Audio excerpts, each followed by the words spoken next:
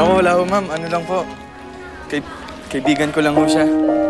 Kaibigan o girlfriend? Naku, hindi ho. Hindi ho. Imposible hong maging girlfriend ko siya. Bakit naman malabo? Eh, ma'am, anak mayaman ho kasi. Pero ayos lang ho yun. Masaya na ho ako na kaibigan ho ako niya.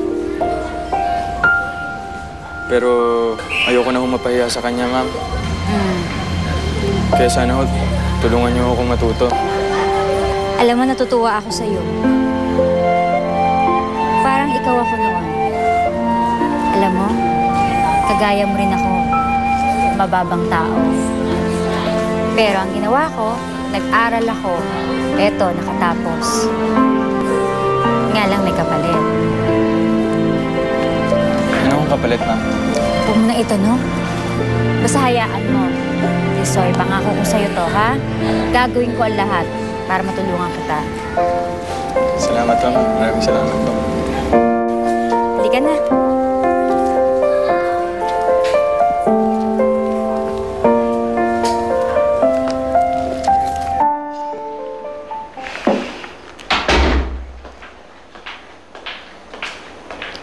Carlos. Carlos, we need to talk. Bakit na naman tok-tok-tok? Tungkol sa isang tao mo, si Tisoy.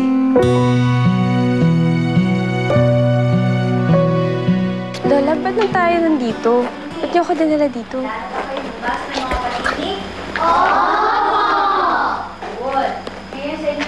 Hindi ba gusto mong makita si Tisoy?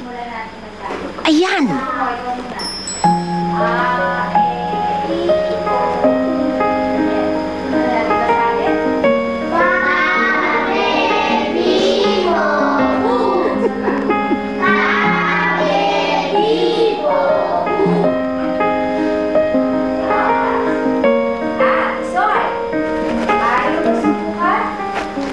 Ano na naman tungkol kay Tisoy?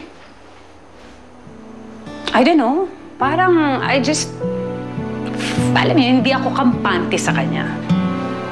Ano ang pakiramdam ko kasi yung batang yun may tinatagong kalokohan eh. Ano gusto mong mangyari? Eh di, tanggalin mo siya sa trabaho. I want him out of our lives at isama mo na rin yung lolang pinagkatulong mo dito. Palayasin mo sila. Ayoko silang makita.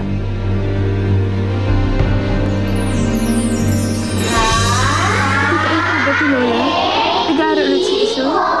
Oo, kasi mula noon, nadiskubre mo na hindi pala siya marunong magbasa.